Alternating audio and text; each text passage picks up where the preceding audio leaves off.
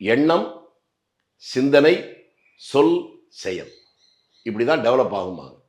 இவருடைய எண்ணமும் சிந்தனையும் சரியா இருக்கிறது இப்பயே காட்டியிருக்காரு.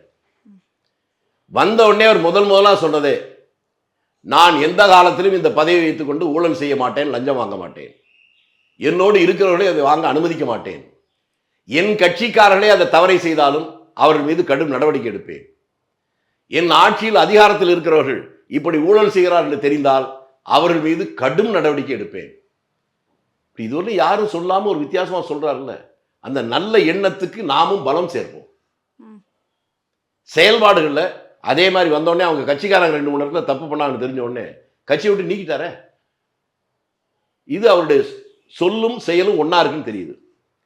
காவல்துறை அதிகாரி ஒருத்தர் சஸ்பெண்ட் பண்ணல, டிஸ்மிஸே பண்ணிருக்காரு தப்பு பண்ணாங்கன்னு. டிஜிபி வந்த உடனே முதல் நாளே அவர் காவல்துறையில் இருக்கிறவர்களே தவறு செய்தாலும் கடும் நடவடிக்கை உண்டு அவர் வாயில சொல்ல வச்சுட்டாரு.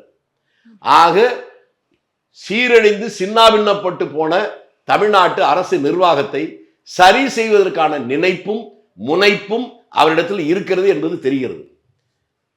அது நீடிக்கணும், அந்த எண்ணம் பலமடையணும், அதன் வாயிலாக தமிழகம் நலமடையணும்.